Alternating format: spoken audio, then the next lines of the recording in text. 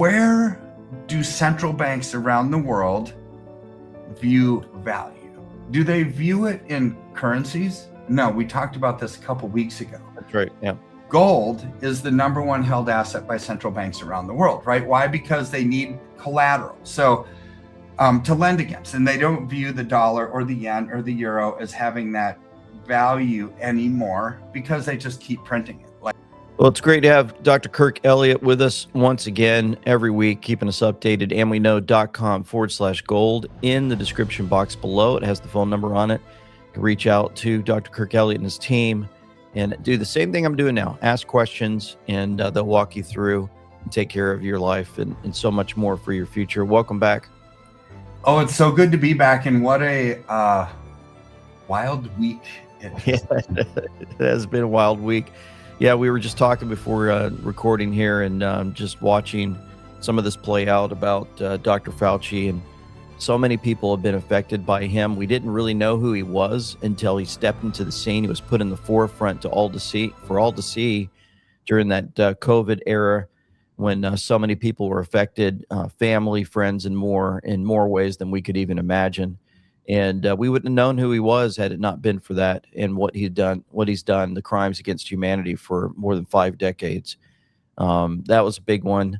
Watching the invasion of Spain here as we're hitting record, and it's that's been phenomenal to see that they were called out. Europe was called out by our leaders and saying, if you're going to let this happen, it's going to ruin your country. And so just a lot of things to be thankful for, and that we're watching justice play out before our very eyes with the things that we've seen throughout the week, and we're watching other countries fall apart, realizing how the Lord has blessed us with great leadership, I believe, at this time. You know, it's hard to think of sometimes how blessed we really are as Americans, right? I mean, I'm looking at the price of oil, for example. Right. And you've had this conflict going on in Iran, and the price of oil keeps going up, and then it comes down and it goes up because you never know what's going to happen from day to day. But here's where this really matters moving forward. And it kind of leads into Kevin Warsh's comments, where we can almost look at and say, based on what he said, we can get a pretty good clue of what they're going to do in the future. Right. So when you've got oil, in the mid 80s this week, if it hits 100 in America, it's like gas prices are going to go up some, and it's a nuisance because so many people are hurting and living month to month, paycheck by paycheck. But this is in America. LT, most of the world is actually living in poverty. Yeah. Right. When you think about it, it's like, yeah, this is a nuisance to us, but most of the world, it might mean even that, meaning the difference between eating or not eating, because you have to keep your house, you have to get to work, it's just, we are so blessed as a nation, right? And if oil bumps up to 120, like what Goldman Sachs said that it was going to, if this conflict doesn't end soon, they see it hitting 120. Well, 120, I think, puts us into a global stagflation. Which really is going to impact people's lives. Again, to Americans, we complain about it, but a lot of the world, it's like, this is literally the difference between eating or not eating, right? And so, and if it hits 140, if this is really prolonged and the inflationary pressures get really strong, it's like, I think that's a global depression. And when you're faced with entire countries that can't afford to keep the lights on, that usually ends up in geopolitical conflict, right? So this is why it's so incredibly important that this conflict does end pretty soon, because the pressure is coming from it down the road. If the strait doesn't open up, even if with the strait being open 50%, is tough. But you can't also give up on things and let a rogue terrorist nation actually control the oil flow to the rest of the world. This is an intense physical battle that actually stems from a spiritual battle, right? I believe that it really does. And so we're all seeing this, we're analyzing it. And then you've got Kevin Warsh, who decided to have interest rates stay constant this week. And I want to watch his video because he explains why. And there's something in his explanation that I want to further explain and why I think where we're going to go with interest rates down the road based on something that he said. All right. Yeah, let's play this. In our meeting, vigorous discussion centered on 4 questions, which I will enumerate. First, we talked a lot about the implications of the past 5 years of high inflation on the current policy conjuncture. To echo an old phrase, has the past really passed? Second, my colleagues and I considered the economic shocks of recent years, strained supply chains arising from the pandemic, military conflicts, energy supply disruptions, substantial increases in tariff rates, and yes, the surge in AI-related investment. These differ in their sources. Do they also differ in their effects on output and employment? Third, we took up the related question of price increases arising from shocks. The business CapEx boom, for example, is driving up prices of memory and logic chips and associated AI infrastructure. Do these changes indicate a broader inflationary dynamic, or do we just focus on them because they are under the bright streetlight? Finally, we discuss monetary policy tools and strategies for achieving stable prices. If, as the Fed has long held, interest rate policy should be its primary monetary policy instrument, how much accommodation are we getting from the balance sheet? In all of this, our work is advancing at the Fed. We're asking the right questions. And in this consequential time, we know how very much depends on getting the right answers. There you go. Yeah, so he just signaled where they think the world is headed with inflation, and he also said how they deal with it, right? So what did he bring up? And we don't even have to put words in his mouth. He brought up tariffs, Right. inflationary. He brought up the war in Iran and the price of oil. This is what this is all about, inflationary. He brought up AI chips and all of this stuff and the rising cost of computing power, inflationary. How does the Fed primarily fight that? With interest rates, right? So therefore, when you see this world from his lens, I'm not saying we're seeing it from our lens. We're seeing it from his lens because they are the policymaker, and he just said how he views the world. Mm-hmm. Right? It's like, okay, they are going to try to fight inflation and take this, couple it with a statement that he made 2 weeks ago. Statement that he made 2 weeks ago said that inflation is going to be a thing of the past. And this is a problem of prior FOMC boards. It's like, this is administrations from previous Federal Reserve boards. Inflation was their problem. We are going to fix it. How did he just say he's going to fix it? Interest rates is their primary policy, right? So moving forward into next year, I think you're going to see rising interest rates because that's how they want to slow it down. Now, let's talk about interest rates because there's numerous kinds of interest rates, right? So number one is, what rate are they talking about when he says we're going to keep rates constant right now, or are we going to lower them, or are they going to raise them? That's the federal funds rate. That's the only interest rate. Whenever the Fed speaks, this is what they control. They don't control the other interest rates. Okay. They control the federal funds rate. Its target is 3.5 to 3.75. Right now, it's 3.63. Okay. So what is that? That is the rate that banks lend money to each other, right? So the Fed giving money to JP Morgan Chase, or JP Morgan Chase lending money to Bank of America because they need something, right? So this federal funds rate is the basic money exchange and the cost of money from financial institution to financial institution. That is the cost of their money. It's the basis of everything. But in my opinion, this isn't the most important interest rate that we should be following. Okay. So the second one is the prime rate, Fed doesn't set the prime rate. The prime rate is 3% greater than the federal funds rate. So it's about 6.75%. That is what big banks lend money to its best customers for, right? So like, we're not talking about you and me.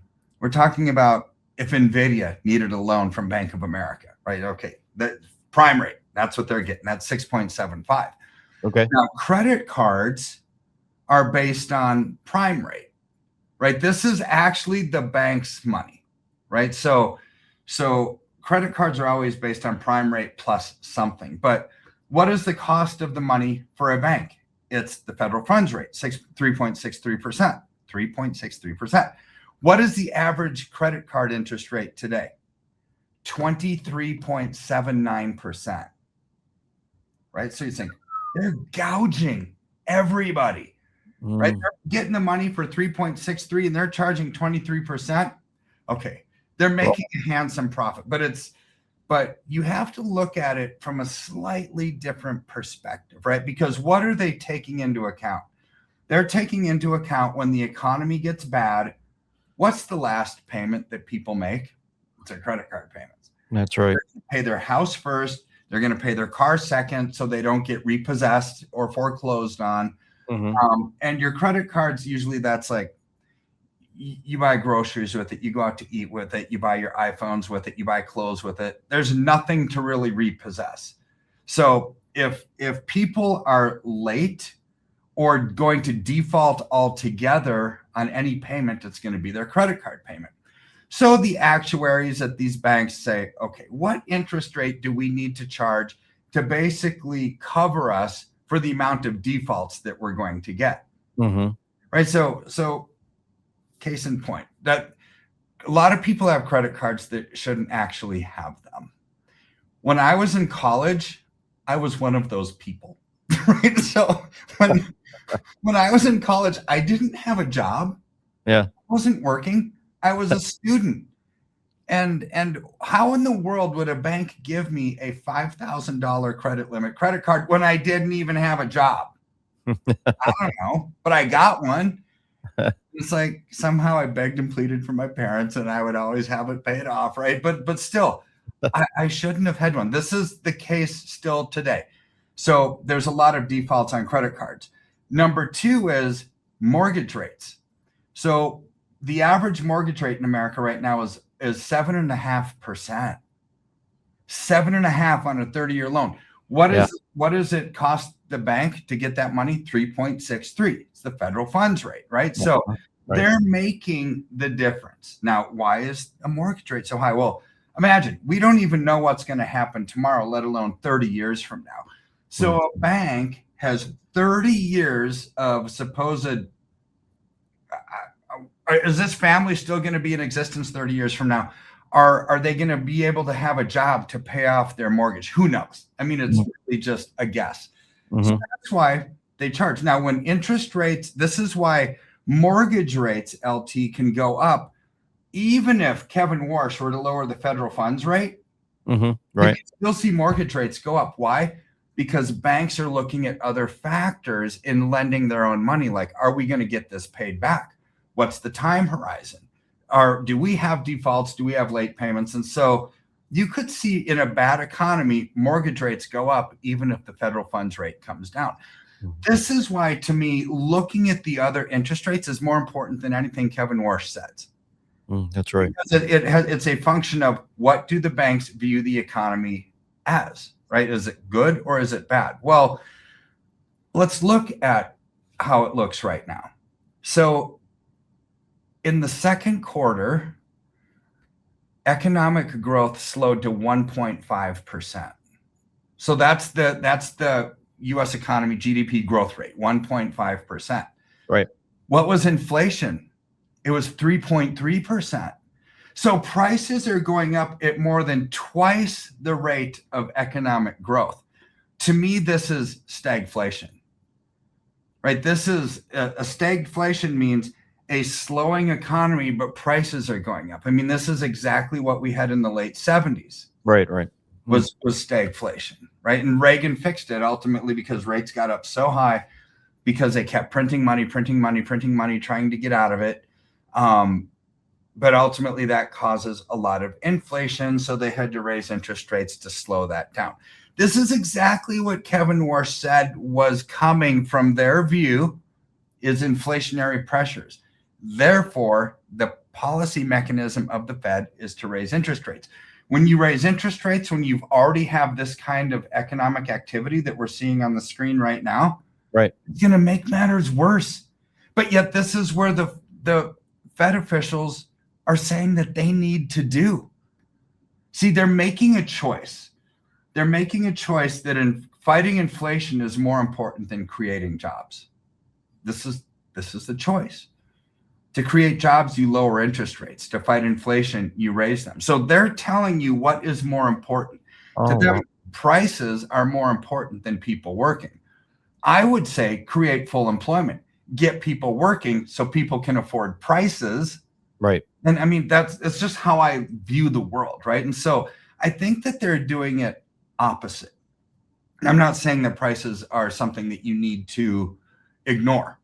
I'm saying create the jobs and the prices will take care of themselves because people have income, right? Right, of course. But, but that's not how the world really looks at it, right? So now you've got all this political infighting on what's the best mechanism, how do you handle this, how do you don't, and Elizabeth Warren is spouting off about how Trump and I agree that we should eliminate the debt ceiling. It's like, okay. I mean, they're probably saying both of that for different reasons, right? But eliminating the debt ceiling, what does that accomplish? It accomplishes one thing. The government can't shut down because they run out of money. That's the only thing that it accomplishes. Right. Getting rid of the debt ceiling means there's no ceiling. Just print as much money as you want. So why even have a debt ceiling? I mean, the argument is why even have a debt ceiling if you just keep raising it every time? It's meaningless. Yeah, and that's why Trump said this is meaningless. They just keep raising it every single time. It's like, why even have one?